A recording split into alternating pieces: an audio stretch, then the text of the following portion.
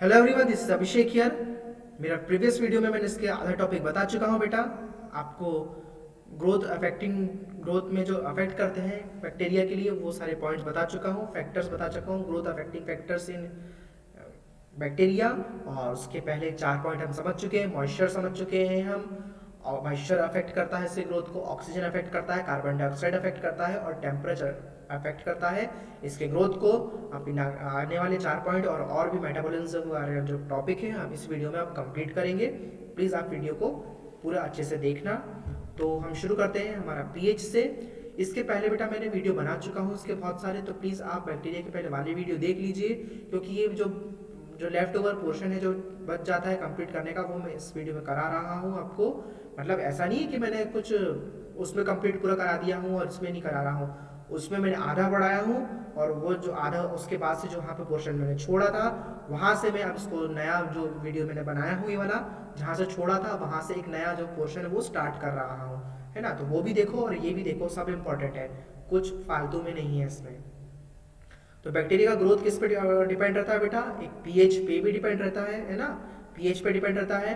Most of the medically important bacteria can grow at pH 7.2 to 7.6। Medically important bacteria यानी कि pathogenic जो bacteria होते हैं बेटा, वो बैक्टीरिया ग्रो करते हैं कौन से पीएच पे? 7.2 से 7.6 के पीएच में वो बैक्टीरिया ग्रो कर सकते हैं। However some bacteria such as lactobacilli and cholera vibrio grow at acidic and alkaline pH.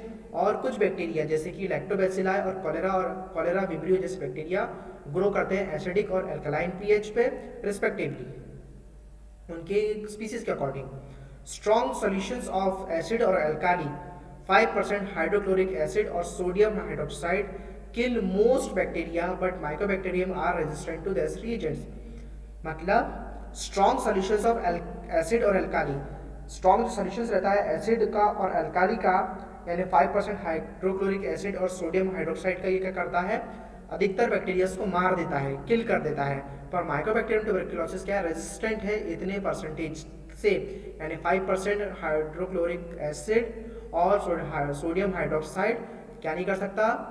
Mycobacterium tuberculosis, Mycobacterium जैसे बैक्टीरिया को वो नहीं मार सकता। माइकोबैक्टीरियम इसमें भी सर्वाइव कर जाएगा, यानी कितना बोल सकते हैं ये बैक्टीरिया बहुत रेजिस्टेंट और बहुत स्ट्रांग और ढीठ बोल सकते हैं इसको, है ना। ढीठ है ये बैक्टीरिया, कितना भी कुछ करो उसको ये मर ही नहीं रहा है, इलाज नहीं हो पा रहा है इसका, इसलिए बोलते हैं प्रिकॉशन रखना चाहिए ट्यूबरकुलोसिस जैसी माइकोबैक्टीरियम जब कोई इन्फेक्शन हो जाए आपको तब। तो पीएच अफेक्ट करता है इसका। पीएच अगर कम ज़्यादा होगा तो बैक्टीरिया का ग्रोथ अफेक्ट होगा। 7.2 से 7.6 के बीच का पीएच इसके लिए एक सुटेबल पीएच है, जो कि इसकी ग्रोथ के लिए अच्छा है, कि अच्छे से ये ग्रोथ कर पाएगा। कुछ बैक्टीरिया अल्कलाइन मीडियम में भी क्या होते हैं? सर्वाइव कर जाते हैं, जैसे कि कोलेरा और लैक्टोबैसिलाई विब्रियो जैसे बैक्टीरिया, ये रिस्पेक्टिवली उनका जो क्या स्पीसीज है उसके अकॉर्डिंग ये इसमें भी सर्वाइव कर सकते हैं। लाइट, अब लाइट में कैसे डिपेंड करता है ये bacteria? Except phototrophic species, phototrophic species को छोड़कर वो बैक्टीरिया जो बैक्टीरिया है ग्रो वेल इन डार्कनेस, यानी जो फोटोट्रॉफिक बैक्टीरिया होते हैं उनको लाइट की जरूरत होती है ग्रो होने के लिए, इसलिए इनको फोटोट्रॉफिक यानी लाइट में जीने वाले, ट्रॉफिक यानी कि उसका हैबिटेट, उसका माध्यम, और फोटो यानी लाइट, ऐसे बैक्टीरिया जो लाइट सोर्स में रहे, जिंदा रहे, उनको फोटोट्रॉफिक बोला जाता है। और कुछ बैक्टीरिया ऐसे होते हैं जो फोटोट्रॉफिक नहीं होते, जो डार्कनेस में, अंधेरे में बहुत अच्छे से ग्रो हो पाते हैं। लाइट भी अफेक्ट करती है बैक्टीरिया की ग्रोथ को। They are sensitive to ultraviolet rays and other radiations. ये क्या रहते हैं? सेंसिटिव रहते हैं, यानी धूप पड़ी तो मर जाएंगे, क्योंकि अल्ट्रावायलेट जो रेज रहती है और उसके जो रेडिएशंस निकलते हैं उसके लिए ये सेंसिटिव रहते हैं, उससे ये मर जाते हैं। Photochromogenic mycobacterium produce pigment only on exposure to light. जो फोटोक्रोमोजेनिक माइकोबैक्टीरियम रहते हैं बेटा, प्रोड्यूस करते हैं पिगमेंट को। कब पिगमेंट प्रोड्यूस करते हैं? जब उनको लाइट के एक्सपोजर में लाया जाए तब ये फोटोक्रोमोजेनिक पिगमेंट प्रोड्यूस करते हैं। माइकोबैक्टीरियम स्पीसीज क्या करती है? समझ में आ रही है मेरी बात आपको? लाइट सोर्स रहता है, पीएच रहता है, डिपेंड करता है, लाइट डिपेंड करती है उसके ग्रोथ के लिए। कुछ बैक्टीरिया ऐसे रहते हैं जो सनलाइट में, लाइट में वो रह जाते हैं जिंदा। कुछ बैक्टीरिया ऐसे होते हैं जो उनको अंधेरा चाहिए रहता है ग्रो होने के लिए। अगर उनको अंधेरा क्यों चाहिए रहता है? क्योंकि वो जो सन से, जो सूरज से डायरेक्ट जो किरणें निकल के आ रही हैं, अल्ट्रावायलेट रेज निकल के आ रही हैं, जो रेडिएशंस निकल के आ रही है उसके लिए वो सेंसिटिव है, उससे वो उसको खतरनाक है उस बैक्टीरिया के लिए वो, तो वो डार्कनेस इसलिए उनको चाहिए रहती है, लाइट के होने से वो मर जाते हैं। और कुछ बैक्टीरिया ऐसे होते हैं जिनको लाइट की ज़रूरत रहती है सर्वाइव करने के लिए। कुछ बैक्टीरिया में उसका एग्जाम्पल क्या है, फोटोक्रोमोजेनिक जो माइक्रोबैक्टीरियम रहते हैं, जब तक कि उसको लाइट के एक्सपोजर में नहीं लाया जाए तब तक कि वो अपना पिगमेंट नहीं क्या करते हैं, प्रोड्यूस नहीं करते हैं। तो लाइट भी एक ऐसा सोर्स है जो बैक्टीरिया के इन्वायरमेंटल फैक्टर्स को और ग्रोथ फैक्टर्स को अफेक्ट करता है।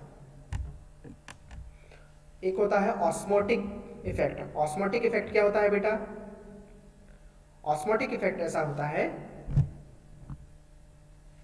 bacteria are able to withstand a wide range of external osmotic variations because of the mechanical strength of the cell wall. Bacteria are able to withstand a wide range of external osmotic variation.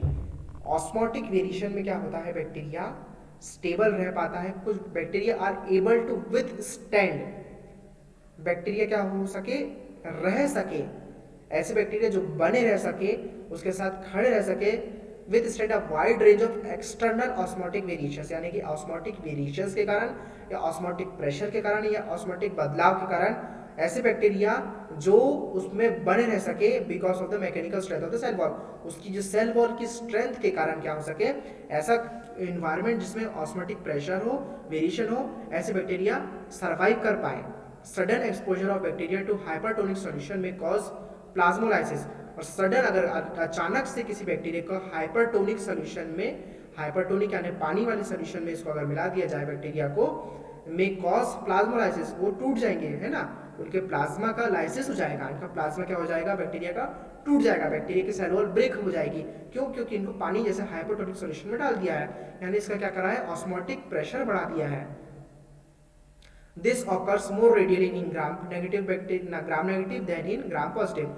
किस में होता है, ये ज्यादातर ग्राम negative bacteria में रहता होता है, कंपैरिजन में ग्राम पॉजिटिव बैक्टीरिया के कंपैरिजन में अगर देखा जाए तो ग्राम नेगेटिव बैक्टीरिया में ज्यादातर ऑस्मोटिक जो वेरिएशंस होने की वजह से क्या होता है, इनका प्लाज्मोलाइसिस हो जाता है और ब्रेक डाउन हो जाता है। Hypertonic solution because of may cause plasmolysis, osmotic withdrawal of water leading to shrinkage of cytoplasm, protoplasm, ये लाइन हमने छोड़ दिए थे।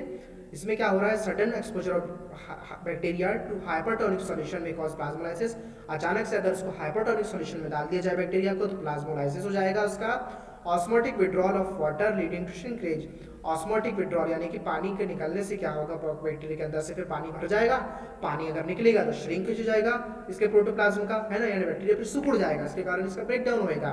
This occurs more readily in gram negative bacteria, और एक में होता है ग्राम नेगेटिव बैक्टीरिया में ज्यादातर ये चीज होती है, ना कि ग्राम पॉजिटिव बैक्टीरिया में। Sudden transfer of bacteria from concentrated solution to distilled water में कॉज प्लाज्मोप्टोसिस एक्सेसिव। क्या करता है ये, sudden transfer of bacteria from concentrated solution to distilled water, किसी गाढ़े सॉल्यूशन में से निकालकर अगर किसी बैक्टीरिया को अचानक से किसी डिस्टिल्ड वाटर जैसे एक लाइट सॉल्यूशन में, एक होमोजेनियस सॉल्यूशन में, और एक, है ना, ऐसे सॉल्यूशन में जो हल्का सॉल्यूशन है, और एक कॉन्सेंट्रेटेड गाढ़े सॉल्यूशंस में, एक पतले सॉल्यूशन में अगर बैक्टीरिया को डाला जाए तो ये क्या करेगा, may cause plasmoptysis excessive osmotic imbibition. क्या करेगा ये, प्लाज्मोप्टिसिस एक्सेसिव ऑस्मोटिक इम्बिशन करेगा of water leading to swelling and rupture of the cell.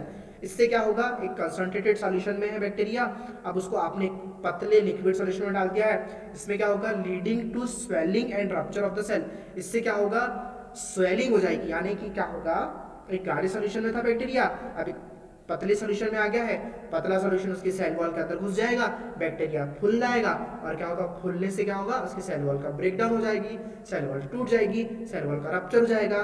For example अगर मैं आपको बताऊं, किशमिश रेजिन्स, किशमिश को क्या करते हैं अपन पानी में भिगो तो किशमिश कैसे फूल जाती है, पूरी स्वेल हो जाती है, तो किशमिश में जैसे क्या होता है, बैक्टीरिया फूल जाते हैं, स्वेलअप हो जाते हैं, और उसके कारण क्या होता है, सेल वॉल फूट जाती है, जैसे फुग्गा फैलाते हैं ना अपन, बलून फुलाया अपन ने, फुलाने के बाद क्या होता है, वो स्वेलअप हो जाता है, अंदर तो अपन उसकी हवा भरे, पर इसमें क्या होता है, इसके पोर्स में से क्या भर जाता है, सेल वॉल के वाटर सॉल्यूशन भर जाता है, और वाटर सॉल्यूशन क्या करता है, इतना फुला देता है उसको कि इसके सेल वॉल फूट जाए, जैसे फुग्गा ज्यादा फुला तो फूट जाता है ना, वैसे सेल वॉल भी अगर ज्यादा पानी भर जाएगा तो उसकी सेल वॉल भी फूट जाएगी, और बैक्टीरिया का सेल वॉल का क्या होगा, रप्चर हो जाएगा। तो इस तरीके से ऑस्मोटिक इफेक्ट भी डिपेंड करता है, इंपॉर्टेंट है इसके इन्वायरमेंटल फैक्टर्स के लिए इसके ग्रोथ के। लास्ट क्या है हमारा फैक्टर्स के पॉइंट में, मैकेनिकल एंड सोनिक स्ट्रेसेस।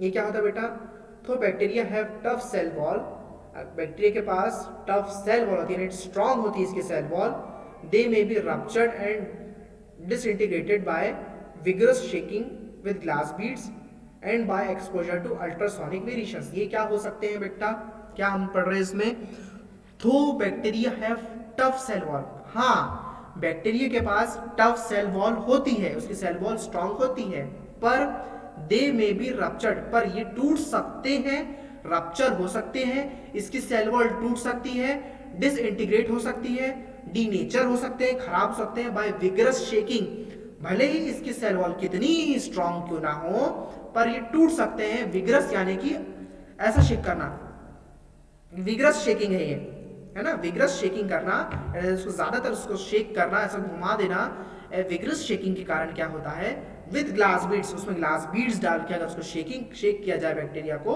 तो क्या होंगे, and exposure to ultrasonic vibrations, और अल्ट्रासोनिक वाइब्रेशन भी अगर दिया जाए, या तो बैक्टीरिया को विगरसली शेक किया जाए ग्लास बीड्स के साथ, या इसको अल्ट्रासोनिक वाइब्रेशन देंगे, चाहे बैक्टीरिया की सेल वॉल कितनी ही टफ क्यों ना हो, क्या होगी, ब्रेक डाउन हो जाएगी, टूट जाएगी, ठीक है, रप्चर हो जाएगी। समझ में आई मेरी बात। तो मैकेनिकल और सोनिक स्ट्रेस भी क्या करते हैं, बैक्टीरिया के ग्रोथ को अफेक्ट करते हैं।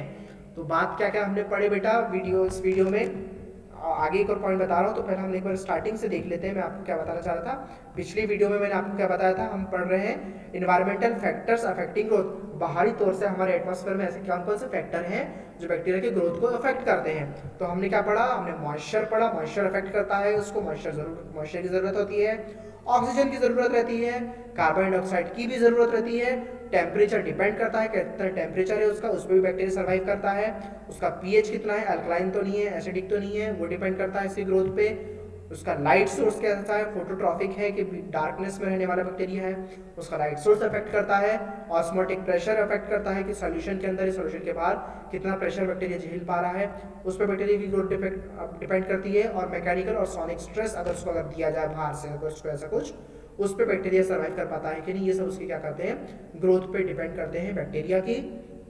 एक लास्ट पॉइंट बचा है हमारा बेटा, वो बचा है हमारा बैक्टीरियल मेटाबॉलिज्म, और इसके बाद हमारा जो टॉपिक है बेटा बैक्टीरियल ग्रोथ, न्यूट्रिशन और मेटाबॉलिज्म का, यहीं पे कंप्लीट हो जाएगा। तो पहले ये पॉइंट पढ़ लो, फिर भाग जाना वीडियो देखकर, ठीक है, जल्दी लगी होगी कि सर कब खत्म कर दें। Bacterial metabolism, the series of chances of substances, क्या क्या होते हैं मेटाबॉलिज्म में, क्या क्या जरूरत रहती है बैक्टीरिया का, series of changes of substances, मतलब कौन कौन से एक सीरीज है सब्सटेंसेस की जो चेंज होते हैं, कार्बोहाइड्रेट, प्रोटीन और fat within the bacterial cell from the absorption to elimination is known as metabolism of the substances. क्या होता है बेटा, इसका मीनिंग क्या है, the series of changes of substances within the bacterial cell, यानी कि एक सीरीज, एक क्या समझना चाहिए, चेन जो है सब्सटेंस की चेंज होने की बैक्टीरिया सेल वॉल के अंदर, यानी एक बैक्टीरिया है बेटा, उसकी सेल वॉल है, सेल वॉल के अंदर, उसके रूम के अंदर बैक्टीरिया के वो बहुत सारा काम कर रहा है। अब इसके अंदर जो चीज़ें हैं, सब्सटेंसेस जो उसके रूम में प्रेजेंट है, वो चेंज होती जाएगी, और जैसे जैसे चेंज होती जाएगी, जैसे जैसे इनका एब्जॉर्प्शन होगा, जैसे जैसे इनका एलिमिनेशन होगा, यानी उसमें से निकलती जाएंगी, वैसा वैसा इसका क्या होगा, मेटाबॉलिज्म डिपेंड करेगा। ये बात है, the series of changes of substances within the bacterial cell, bacterial cell के अंदर जो सब्सटेंसेस चेंज होते रहते हैं, from absorption to elimination, absorption के साथ यानी सोखने के साथ साथ भी, और उसके सोखने के साथ साथ उसको एलिमिनेट करने, उसके निकालने के साथ साथ भी क्या होगा, is known as a metabolism of the substance, और इसी को बोलते हैं metabolism of the substance. Aerobic bacteria obtain their energy only through oxidation, जो एरोबिक बैक्टीरिया होते हैं वो अपनी एनर्जी लेते हैं ऑक्सीडेशन के through, involving oxygen as the ultimate hydrogen acceptors. कैसे अलाउ करते हैं, ऑक्सीजन को अप्लाई करते हैं, और ये अल्टीमेट क्या होता है, हाइड्रोजन एक्सेप्टर्स होते हैं ये। While the anaerobes use hydrogen acceptors other than oxygen, और जो हाइड्रोजन, और कुछ बैक्टीरिया क्या होते हैं, एनारोब्स होते हैं जो कि हाइड्रोजन एक्सेप्टर्स होते हैं अदर देन ऑक्सीजन। मेटाबॉलिज्म्स के लिए इसको सारा विटामिन, कार्बोहाइड्रेट, प्रोटीन, फैट की जरूरत रहती है बेटा बैक्टीरिया को मेटाबॉलिज्म्स के लिए इसके। और कुछ बैक्टीरिया जो होते हैं एनर्जी स्टोर करते हैं ऑक्सीडेशन के थ्रू। ऑक्सीडेशन कैसे करते हैं, ऑक्सीडेशन यानी कि ऑक्सीजन का एडिशन, ऑक्सीजन को ऐड करके क्या करते हैं ये अपना ग्रोथ करवाते हैं, मेटाबॉलिज्म करवाते हैं। और as the ultimate hydrogen receptor, और उसमें क्या होते हैं हाइड्रोजन रिसेप्टर्स होते हैं। और कुछ ऐसे बैक्टीरिया होते हैं जो एनारोब्स होते हैं जो कि यूज करते हैं हाइड्रोजन रिसेप्टर्स को अदर देन ऑक्सीजन, ऑक्सीजन के अलावा ये करते हैं। कुछ एनारोब्स बैक्टीरिया भी, एरोबिक बैक्टीरिया भी ऑक्सीजन हाइड्रोजन रिसेप्टर्स को यूज करते हैं, और एरोबिक भी और अनएरोबिक दोनों हाइड्रोजन रिसेप्टर्स को यूज करते हैं अपने काय के लिए, मेटाबॉलिज्म्स के लिए। तो बहुत ज़्यादा टफ नहीं है ये, एक्चुअली ये जनरल आपको मैं बता रहा हूँ, समझा रहा हूँ इसका मेटाबॉलिज्म, बहुत डीप में नहीं बता रहा हूँ। फर्स्ट ईयर के बच्चों के हिसाब से ये बहुत इतना कंसाइज बहुत ठीक है ये, इतना आप लिख लो पेपर में, इतना आंसर कर दो, जितना पढ़ा है उतना ही याद रख लो बेटा, तो बहुत है आपके लिए, है ना। मुझे पता है इसको भी आप पढ़ के और अपने हिसाब से शॉर्ट कर दोगे, और उससे ज़्यादा शॉर्ट नहीं करना, पहले से ही शॉर्ट पढ़ा चुका हूँ। इससे ज़्यादा शॉर्ट करोगे तो अंडा लेकर आओगे पेपर में, ये मैं बता रहा हूँ, है ना। इससे ज़्यादा शॉर्ट करने की कोशिश नहीं करना। सो हमारा जो टॉपिक है बेटा, क्या टॉपिक है हमारा, environmental factors affect the growth of bacteria, है ना। इन्वायरमेंटल फैक्टर्स अफेक्टिंग ग्रोथ, किसकी ग्रोथ, बैक्टीरिया की ग्रोथ को इन्वायरमेंटल फैक्टर्स कौन कौन से अफेक्ट करते हैं, उस चीज़ को बेटा हमने अब इस टॉपिक में कंप्लीट कर लिया है। ये जो हमारा टॉपिक है growth and nutrition and metabolism of bacteria, यहाँ पे अब इस वीडियो में कंप्लीट होता है। Thank you for watching. और अगर कुछ समझ में नहीं आया है तो प्लीज़ आप मुझसे पूछिए, कमेंट करिए, काय में यूट्यूब चैनल में कमेंट करिए, जिसके पास पर्सनल कॉन्टैक्ट है वो कमेंट करके जरूर बताइए कि भाई वीडियो पसंद आया है कि नहीं आया है। इतना बना रहा हूँ, मेहनत से सब प्रिपेयर कर रहा हूँ, तो आपको डिलीवर हो रहा है कि नहीं हो रहा है ना, तो मुझे भी पता चलना चाहिए ना। तो प्लीज़ आप बताइए, और कुछ भी क्वेश्चन हो तो आप मुझसे पूछ सकते हैं।